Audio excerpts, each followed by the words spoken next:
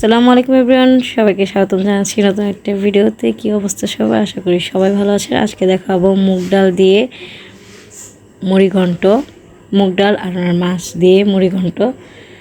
তো আপনার চাইলে এটা মাছের মাথা দিয়ে করতে পারেন। এটা মূলত বড় মাছের মাথা দিয়েই হয়, বাট আমি ডিফারেন্টভাবে আজকে ট্রাই করলাম। তো প্রথমে আমি মুগ ডালগুলোকে ভালো করে ভেজে নিয়েছি। এখন গরম পানিতে ভিজিয়ে রাখবো প্রায় আধা ঘন্টার মতো। লবণ, হলুদ, মরিচ আর ধনিয়া দিয়ে আমি বড় মাছগুলো পিসগুলোকে ভেজে নিয়েছি। হলুদ, মরিচ, ধনিয়া, জিরা, আদা, রসুন, লবণ সবগুলো আমি হাফ চা চামচ করে নিয়েছি। শুধু আমি মরিচের পরিমাণটা এখানে হাফ চামচ দিলেও আমি পরবর্তীতে কাঁচামরিচ অ্যাড করে দিয়েছি।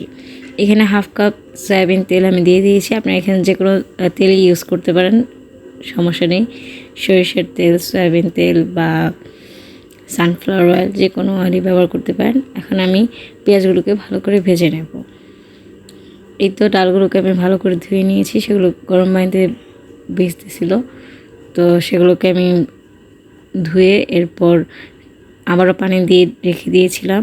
এখন আমি সেই যে মশলাগুলো তুলে রেখেছিলাম বাটিতে, সেই মশলাগুলো দিয়ে ভালো করে ভুনে নিচ্ছি। মশলাটা ভালো করে ভুনে উপরে তেল চলে আসছে, এই তো দেখতে পাচ্ছেন। সামান্য পরিমাণ তেল দিয়ে আমি ভুনে নিয়েছিলাম, সেই তেলটাই উপরে চলে আসছে। এখন আমি দিয়ে দেব এই আমাদের ভিজিয়ে রাখা মুগ ডালটা। এই তো ভালো করে আমি ধুয়ে নিয়েছি। আর হয়তোবা আমার গলার সাউন্ড অন্যরকম হতে পারে, সেই ক্ষেত্রে আপনারা সবাই একটু জিনিসটা ম্যানেজ করে নেবেন, কারণ আমার প্রচুর ঠান্ডা লেগেছে আর আমি প্রচুর কাশতেছি, যার কারণে দেখা যায় আমার গলাটা ভেঙে গেছে। তো সেটার জন্য সরি। আমি এখানে ডালটা ভুনে নিয়েছি হাফ কাপ পরিমাণ পানি দিয়ে। এতে দেখতেই পাচ্ছেন কত সুন্দর ভুনা হয়ে গেছে। এখন আমি ঝোলের পানি সহকারে সিদ্ধ হওয়ার পানিটাও দিয়ে দিলাম। তো আমার মোটামুটি প্রায় 5 কাপ পরিমাণ পানি লেগেছে টোটাল রান্নায়, আপনাদের কম বেশি লাগতে পারে।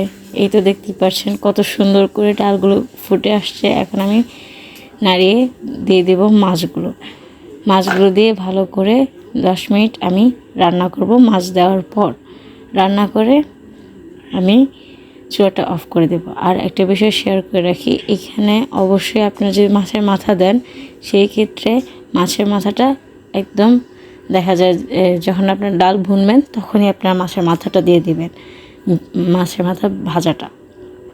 আর যদি আমার মতন পিস ব্যবহার করেন, সেই ক্ষেত্রে আপনারা রান্নার শেষে দিবেন। তো এই তো আমার রান্না হয়ে গেছে। দেখা হবে সবার সাথে নতুন কোনো ভিডিওতে। সে পর্যন্ত আল্লাহ হাফেজ।